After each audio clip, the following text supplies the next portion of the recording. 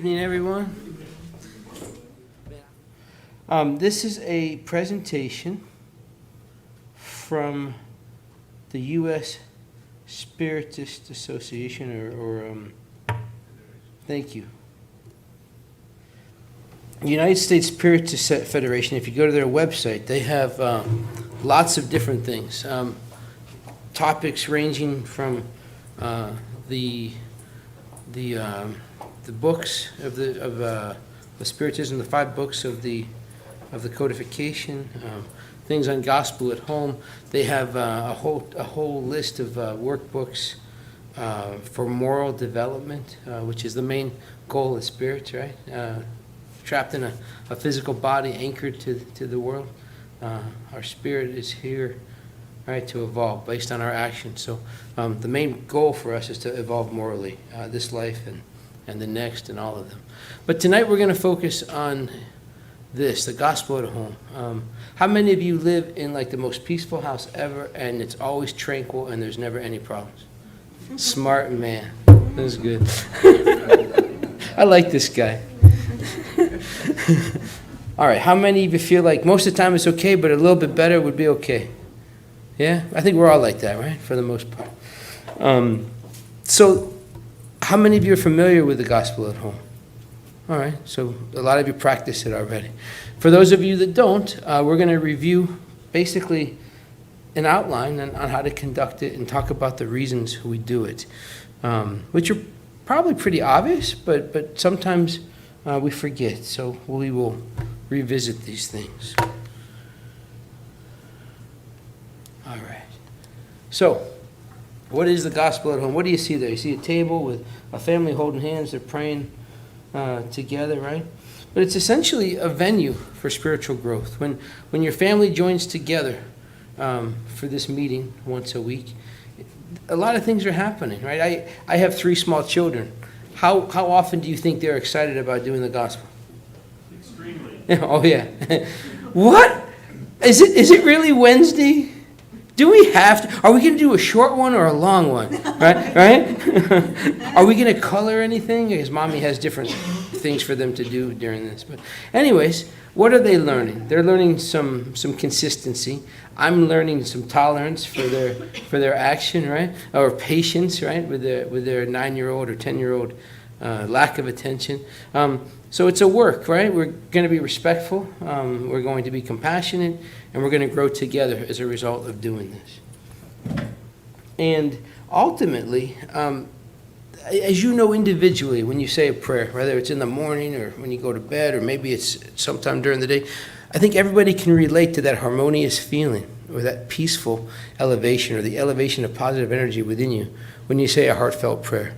Just by yourself, right? By yourself. Think about the impact of that on you personally, and then think about multiplying that by all the members of the house, doing it together at the same time. Not only is the individual being uplifted, but the whole energy of the house, every member of the house, including the spirit benefactors of the house, or the guardians of the house, or errant visitors that happen to spend time in your house, right? They're being elevated because they're attending this, right? And that group practice of praying together lifts the energy of the entire house. Make sense? Mm-hmm. Awesome. All right, so there's a couple things going on in this picture, right? Obviously, we have a family praying at their table, right? There's some kids, there's some adults. In the background, what do we see? We see spirits that are joining them, right? That are assisting, that are there to learn. So it's not just us right now here physically at these events, right? At these meetings. It's the spirits around us that benefit. Essentially, think about what you did today.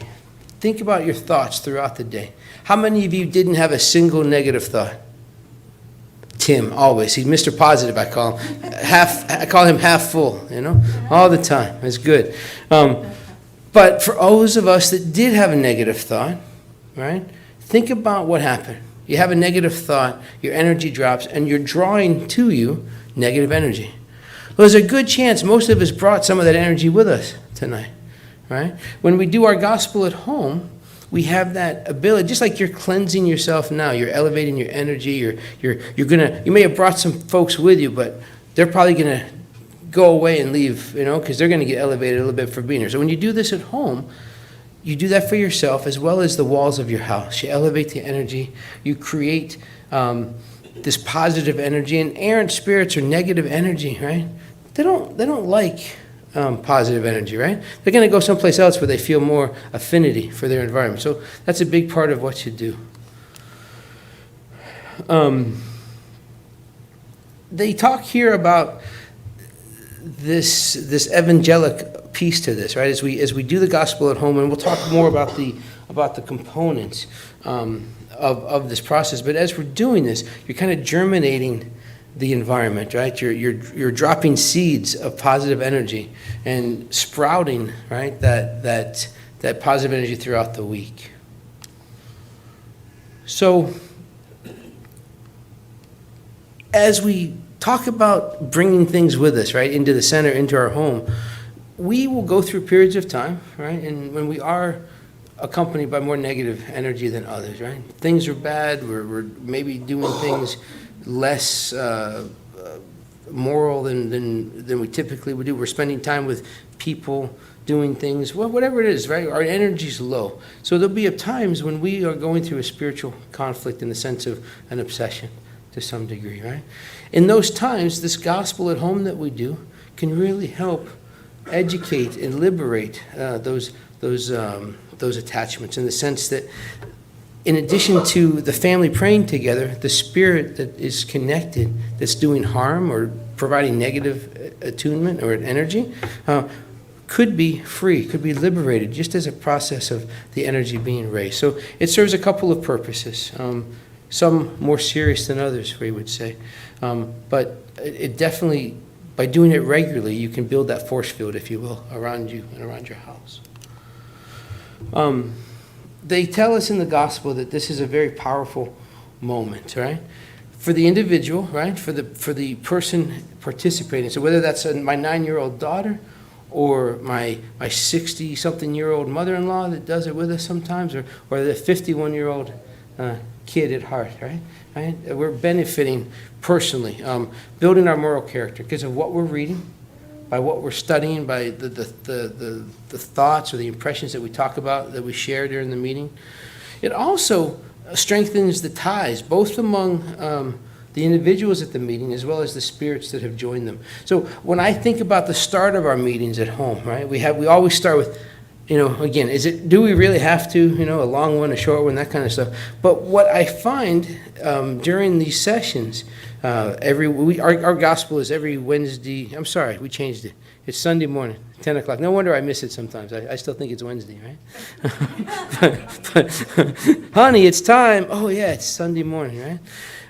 But what I find as we go throughout this process, the kids calm down, I calm down, even the dog calms down, right? I got this little 7-pound terrier that is bouncing all over the place. Even the dog calms down under the table, right?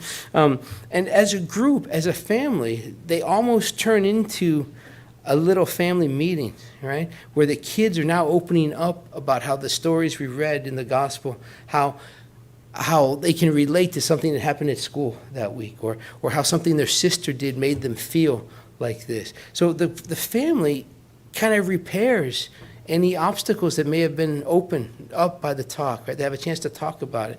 And we become more unified, become more of a group, right? A unified group before it's done. And then that's just physically, right? But the spirits that have joined us are doing the same thing in their dimension, right? In their realm. So everybody grows, is the idea. Here they tell us that the gospel at home offers the possibility of spiritually cleansing the home by generating superior thoughts and sentiments among family members. Thus, it gives easy access to influences from God's messengers throughout the week.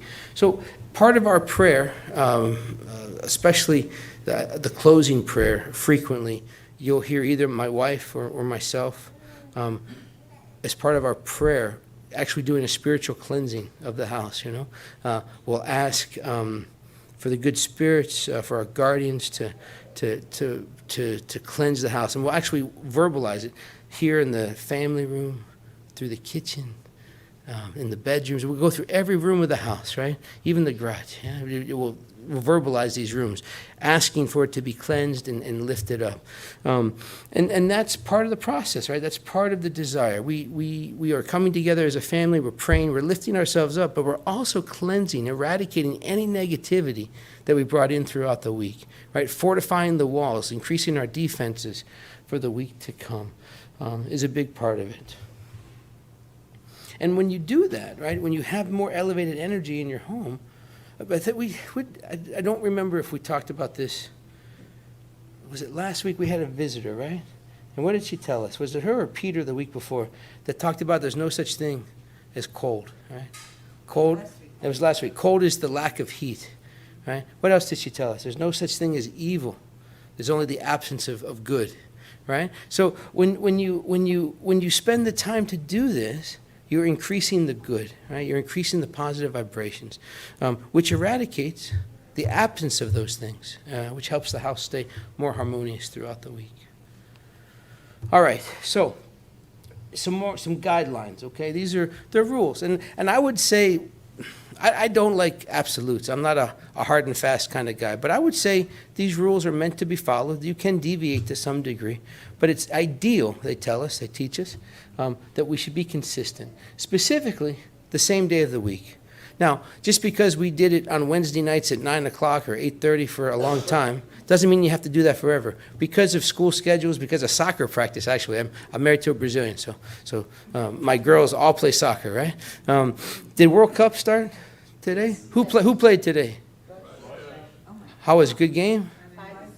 My goodness. You don't know? Come on, keep up, Lydia.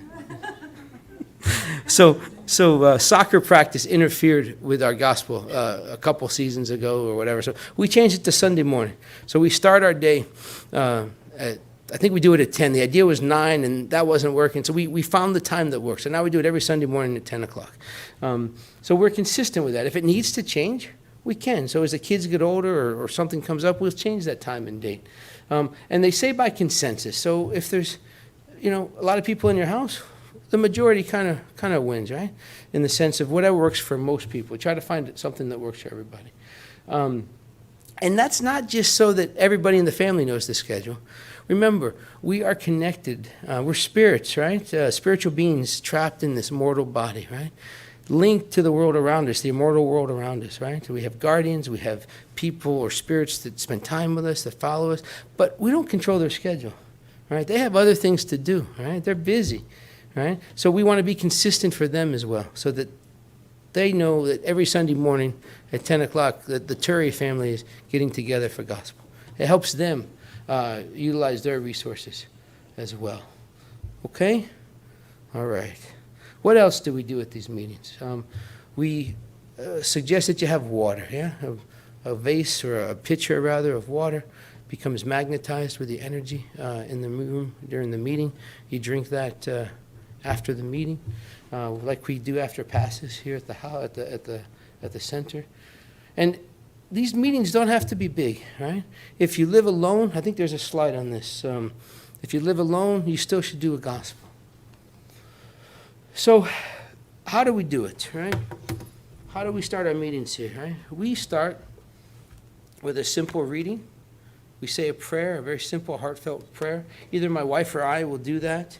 Sometimes the kids will do that, but remember, they're not really into it just yet because they're still thinking, how long is this going to be and how come I'm not eating cereal or something, right? So usually my wife or I do the opening prayer. And that opening prayer is very simple. We're simply asking for protection for our study. We're asking for the presence of our spiritual benefactors, and primarily for help in assimilating the information. Whatever we study that day, not only do we read it and hear it, but that it gets to our, is it not on? Hello? Sounds too loud now. Is it okay? All right. We pray that not only are we opening the book and reading the words, but it's being processed in our brain, in our heart, and that we can take that knowledge and apply it to our life after that meeting, so it becomes part of our daily life. So that's how you open. And then we read a passage, and there's different books that they recommend. These are some of them. But remember, any Spiritist book will do, right? The Gospel, obviously, is a great one.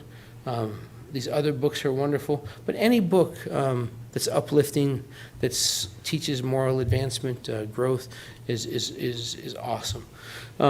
We've used different books for the kids. There's one book called Our Daily Bread, I believe. I'm sorry, not that one. There's a kids book, and for the life of me, I don't know the name of it. But if you have kids and you want to know, I do have a picture on my phone of the cover someplace. I can give it to you later. So we use kids books that teach lessons from parables for the kids. My wife will incorporate crafts into this exercise, so they're drawing things from the lesson, what have you, sometimes, just to keep them interested and to help them let this sink in. But the whole idea is read a passage from a book like this, and then discuss the passage, what you heard, what you think it means, how it impacts you, what you can do, right? And it's amazing the dialogue. There's 5 of us, right? When it's just the immediate family. When my mother-in-law or father-in-law are there, sometimes my niece is there, who's not a Spiritist, but she's like-minded in a lot of ways. It's awesome when everybody shares their perspective. And you can have this can take 7 minutes, or it can take 70 minutes. It really depends on how the discussion goes. And everybody benefits from others' input. So then you close the meeting with another simple prayer. And it's recommended, this closing prayer should not just be isolated to your house, but it should include thoughts for your planet, for different countries, for hospitals, for your favorite soccer teams. Probably okay during World Cup? Is it yes? I don't want to give wrong advice, but I don't know. Right? Particular areas of need that week, right? For the people in your house or your area. Special help at the moment, right? Sometimes the world's going through crisis, right? You can include that. But basically, you want to close that meeting with a prayer where you're giving thanks as well for what you've received from the meeting, in addition to asking for help for others. All right, then you distribute the water like we do with passes, and you drink a glass of water, right, after the prayer. We have done these meetings on vacation, right? We took a cruise a couple of years back. We did the gospel on the boat. Same day, same time, but we were someplace in the Caribbean, right?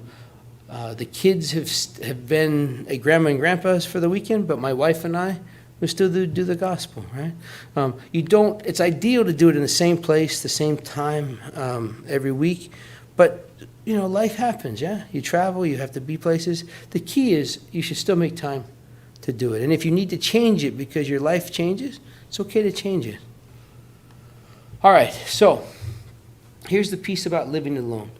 So we have many friends that live alone, and they do the gospel. It's recommended that when you do the gospel alone, that you read aloud, not because spirits are deaf, all right? But because, remember, we are in an earthly plane, and there are a lot of spirits near us that aren't as evolved, right? And being out loud is more in how they're going to attune to it, how they're going to receive the message. So you should do it out loud as opposed to reading to yourself. Make sense? All right. So, big warning they tell us here, right? A lot of you are mediums, right? If you're in a spiritual center, you probably believe in mediumship and its contribution to life. By no means, though, should your gospel at home become a mediumship meeting or a disobsession meeting or any phenomena, right? It's not the purpose, all right? You want to make sure that study is done in the proper area with the proper surroundings, but not in your home during your gospel. Different type of meeting, different purpose. So, when the gospel penetrates a home, we're told the heart opens the door for the divine master more easily.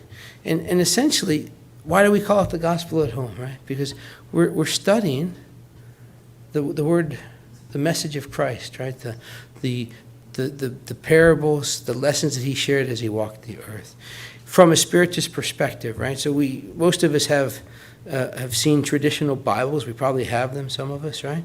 And the stories are the same, right? In the King James version and the Gospel home, it's Matthew this, Luke that, right? But the message is, the word is there, but then the interpretation is shared from a spiritist perspective, not just the literal black and white words that are in the gospel.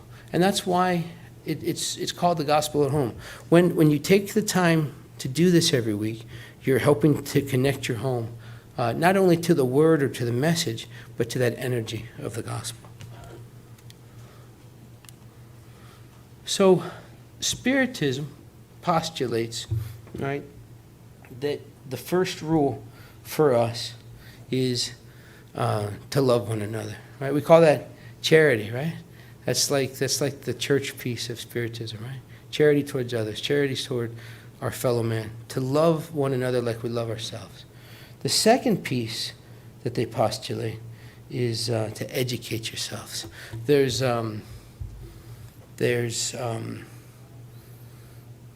this belief, and we've talked about this before. Remember, we're all created simple and lacking knowledge from that first life when God formed us, when we were created. It's a spirit. Through subsequent lives, right, or continuous lives, we grow a little bit every life. That education piece, right, never leaves us, right? When I die, right, God forbid, right? No, not tonight. I want a few more things I want to do, right? But whenever that is, my bank account doesn't go with me, right? My house doesn't go with me. My car doesn't go with me. My clothes don't go with me. But my knowledge, my education, right, my moral development is mine forever. I don't go backwards. I don't come back in the next life lacking or reduced moral capacity or reduced education capacity. That's mine forever, right? So the rule is, right, love each other, right? Like Christ showed love to all of us, right? His walk, his talk, right? He was love, he was peace, he was charity. So that's the first postulate, right? Do that. And then make sure you educate yourself. Every day there's an opportunity to learn. Yes, we're going to make mistakes. Yeah? Yes, we're going to fall short. But he gave us the playbook, yeah? The laws, right? Right here in our conscience. They're with us. We know right from wrong. And as we make mistakes, we have the ability to learn from them and educate ourselves. And that's it. That's that simple, right? Those two rules.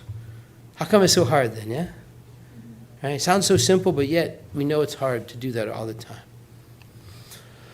What else does Spiritism postulate? The study of Spiritism provides the knowledge we need to illuminate our reason and intelligence. So what you see on this slide are the 5 books in the order they were published in the Spiritist codification. What do we know about these books?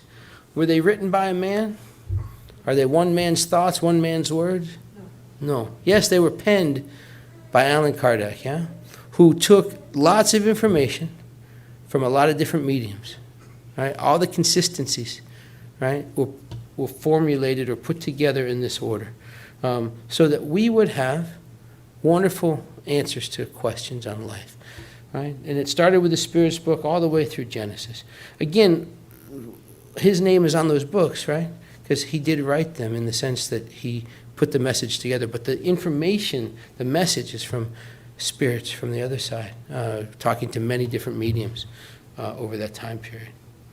And these books are fine for your gospel. You can use those other books we talked about, but this is the kind of material that you want to use. How many of you have read Heaven and Hell? I haven't read that book cover to cover yet, but I want to. There's so many beautiful stories. Scary stories, right, about failure, right?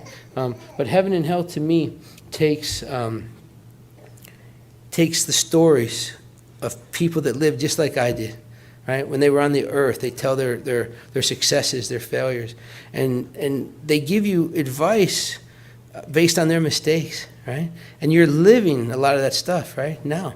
And it's a wonderful book. I don't think we spend enough time on that book. But that's the next book I'm going to try to read cover to cover. All right, so what's another postulate of Spiritism, right?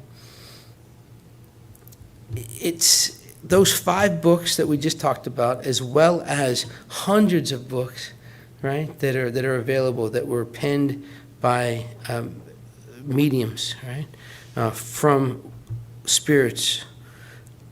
They're kind of like our university, yeah? Full of information to illuminate us, to, one, help us connect, right? To give us a lesson, to give us the information to help us live better, to help us grow. Secondly, as we read this stuff, it helps us connect to positive energy, right? Instead of listening to talk radio like I used to a lot, right? A lot of jokes in the morning. I now connect to Cardac Radio or other similar podcasts that are this type of information as opposed to nonsense that just brings me down. So the whole objective of this information, right, is to make you more lucid, more connected to the real purpose. The main purpose of life, remember, right? I know I'm human, you're human. We have to eat, we have to drink water, we have to pay the bills. But our main goal, our main purpose is the growth of our spirit, our moral development of our soul. And the way we do that is through this physical body, through this mortal life. And each life, the more lucid we can be, the more we can keep in mind the real goal, the real life is a spirit life, the more we're going to educate ourselves, the more we're going to evolve. So the other thing they tell us, right, is there's a lot of things in the world, a lot of people that grapple with problems. I'm not immune to this, you're not immune to this. We all struggle, right? We all suffer. What we know for sure is these struggles, this suffering, is self-induced. Whatever situation we're going through, whether it's health, financial, whatever challenges we face. Remember, no one's pulling the strings, yeah? We ultimately have the ability to make decisions. And whatever we're experiencing now are consequences of choices we've made previous in this life as well as lives before that. So, as much as I come here and pay attention to the lectures, even get up here and talk sometimes, volunteer for different things, right? There are times when I throw that to the wind. Right? I've educated myself in a lot of ways. You guys have educated yourselves in a lot of ways. You're here on a Thursday night. I guarantee you there's something fun going on out there in Orlando someplace tonight. But you chose to be here, right? You're educating yourself. But there's times when we put this time in, we study, we pray, we do the gospel at home. There's times we just choose not to listen. And we get away from the message. And that's going to happen. And as we do that, we are going to surround ourselves with negative energy, right? And that's why that gospel at home, that's why coming here and reconnecting is so important, so that those gaps in following the light, if you will, can be less and less of an occurrence. And we'll be more aware of it when we're drifting away, so that we shorten that time, if you will, and reduce the frequency of it happening. All right. So we know that these manifestations can happen. And remember, the gospel at home is not intended for these types of stuff. But as we live our life and we attract energy, these opportunities that we have to pray, to connect with the gospel at home, to draw positive energy towards us, is going to help release that negativity that might be attached to us. So all the more reason to make sure that we pay attention to these things and try to spend more time in places like this doing these types of things. So as we wrap up here, the take home here, one of the take home messages is this thing called evolution, right? The evolvement of my spirit, of my soul, of yours. Spiritism talks about 2 wings, right? And when I think of wings, I think of angels, right? Right? You get the wings of an angel, right? One of those wings is love, right? Love yourself, right? How many of you beat yourself up about mistakes you made 30 years ago? How about mistakes from when you were a kid, right? We carry this stuff with us. So if I cut my finger, right, and I bleed, and it heals, right, but there's a scar, right? How many times did I cut myself? Just once, right? But every time, let's say I didn't do it to myself. Let's say somebody did it to me, right? An enemy, right? Cut me, right? The cut only happened once. The scar is there forever. But every time we think about the jerk that cut our finger or the person that hurt us or did wrong to us, we're reliving that and we're opening that wound. So one of the messages here for love, right, is not just about loving your neighbor, right, as yourself or loving your enemies. Love yourself. Just because you made a mistake, and who knows, it could have been a terrible thing 30 years ago. It happened once. Every time you find yourself feeling guilty about it, every time you find yourself having remorse about it, you are reliving that. If you ever look at MRI images of thought, right, you can have the same MRI image, the brain lights up the same way, whether the event is actually happening or you're just thinking about the event, right? So every time you feel those feelings or that anger or that guilt or that remorse, you are reliving that and you're not loving yourself as much as you could. So forgive yourself for any of those mistakes. It's done. It's over, right? And find a way to not relive it. The second piece, right, and what do they tell us? Through love, which above all is a service to fellow beings, people are inwardly illuminated and beautified, eliciting from others the reflection of their own virtues, right? Awesome. So then they talk about knowledge, right? That's the second piece. Through wisdom, which begins with the acquisition of knowledge, a person is influenced by those in the forefront of progress, eliciting from the others the reflection of their own greatness, propelling them to heaven. So, again, as you educate yourself, as you grow, as you read more of these books, as you come to more of these meetings, as you spend time, I don't know if you guys notice this, but the more time I spend here, the more time I spend with friends that are also like-minded. I spend a lot of time with spiritists. I don't know why. Are we special? I don't know. I think I'm just in tune, right? I'm gravitating towards people like that. I don't spend a lot of time with... What's that? More beautiful? Okay, I thought it's because you like soccer. No. You are more beautiful. We are. But the point is, 11 years now, I guess. No, what am I saying? 14 years. Definitely been exposed to spiritism. Would call myself a spiritist for 14 years. For, I guess, almost a decade, I've been coming to this place. Right? Sometimes more involved, sometimes less involved, but always coming, always consider myself a worker, right? People that I used to hang out with 14 years ago, right, that were close friends, we just don't have as much in common. That doesn't mean they're wrong and I'm right. It just means that I'm changing, I'm evolving, right? I'm going in a different direction. So the knowledge piece, the wisdom piece is definitely changing, right? I still fall, I still make mistakes, but I am spending more time doing what I would call more evolved things, right? Still doing some unevolved things. I won't bore you with the details or show you pictures, but it happens, you know? But I'm doing those things less than I used to. And then finally, I love this picture. It looked like a wave at first, right? But then it looked like a dragon or something. But what is it? It's a staircase. An invisible staircase. And what do they tell us? Through love, we enhance our value of life. What does that mean? Through love. As we love ourselves more, what are we able to do? Love others around us more, right? If we can love ourselves more, we're gonna value life. Not only our life, but the life of others. We're gonna be less likely to drop bombs, right? We're gonna be less likely to pull out a gun. We're gonna be less likely to yell at somebody, right? If we really value life. And if you look at our world, right, we are definitely less violent, even though horrific things happen, and we're witness to that every day sometimes. The world is a less violent place today than it was 200 years ago, than it was 100 years ago, than it was 50 years ago. We are evolving, and you guys are contributing to that. As each of us evolve a little bit more, the world goes along with it. The world's getting better because we're getting better, right? So it's very positive. And then finally, through knowledge, we are valued by life. Remember,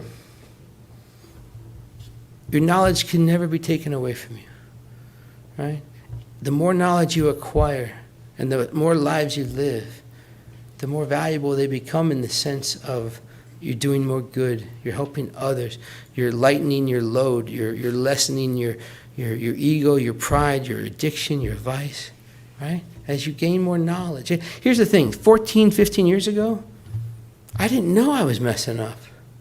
I didn't know that's what I learned. That's what I always did, right? But then I learned, and I still did some of that stuff. But then I knew I was making a mistake, right? So as you gain knowledge, life becomes more valuable. So even when I mess up now, it hurts now. I know I'm really dropping the ball. So I do it less, right? So that's the point. This beautiful staircase reminds me or points to me that never forget, you're not alone. We're not alone, right? We were all created simple and ignorant, right? In that first life. And through the process, through the gift, through the law of reincarnation, we come back by the grace of God with no memory of the mistakes that we've made. But with the law of God, right, written in our conscience, we know right from wrong. And then somehow you find a place like this and you meet people here. And you've got all these books, and you've got these guest speakers, and all of a sudden you're surrounded by other people, and you realize that we're all here helping each other. I can't make my journey without your help. You can't make yours without me, right? We're tied. If I wanted to avoid all temptation and all vice, it'd be easy, right? I go live on a deserted island. I drink coconut water and fish, right? I wouldn't have to deal with I-4 traffic. I wouldn't have to deal with my bank account. I wouldn't have to deal with my boss, right? Would I grow? No, I'd be stagnant. So all those people, right, that I put myself in front of, that can cause me angst at times, that can cause me to blow my top, right, at times. Thank God for them. Thank God for the guy that ripped me off. Thank God for the employee that stole from me. Thank God for the girl that broke my heart, right? Because then I met my lovely wife, Christiane. It wouldn't have happened if it wasn't for that heartache. My point is, thank God for all the challenges that I'm presented with. For through that challenge, through that suffering, I am allowed to evolve.